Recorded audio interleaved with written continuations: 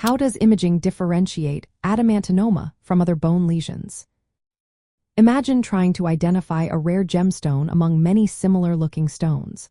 That's what radiologists do when they use imaging to tell apart adamantinoma from other bone lesions.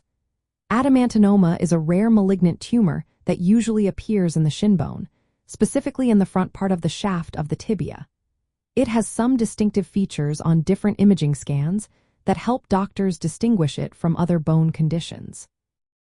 On X-ray and computed tomography scans, adamantinoma often shows up as a well-defined, multilocular, or many-chambered lesion that causes the bone to become slightly expanded.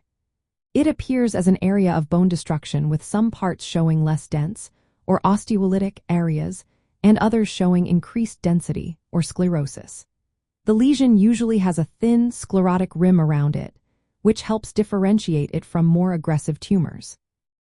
Importantly, it tends to be located eccentrically in the cortex, the outer layer of the bone, and usually does not cause periosteal reaction, which is new bone growth on the surface often seen in more aggressive tumors.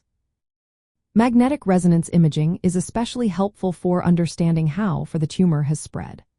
On MRI scans, adamantinoma typically shows high signal intensity on T to weighted images, meaning it appears bright, and it enhances strongly after contrast is given.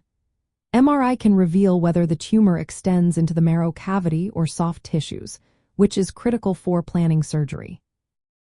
While MRI does not reliably tell us the exact cellular makeup of the tumor, it provides a detailed map of the tumor's size, shape, and relationship to nearby structures.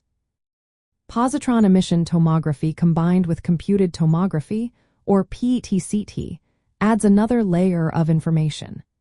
Adamantinoma usually shows increased uptake of a radioactive sugar called FDG, indicating higher metabolic activity. This helps in staging the disease and checking for possible metastases, which are rare but possible. Differentiating adamantinoma from other bone lesions relies heavily on these imaging features.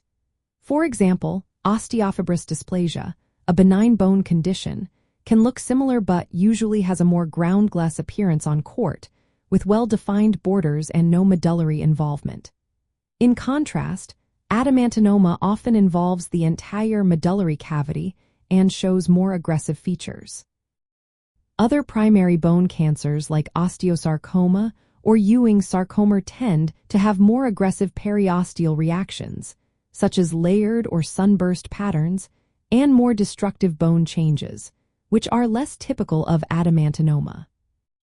In summary, imaging helps distinguish adamantinoma from other bone lesions by its characteristic location in the anterior cortex of the tibia, its multiloculated osteolytic appearance with a thin sclerotic rim, and its pattern of extension into the marrow and soft tissues seen on MRI.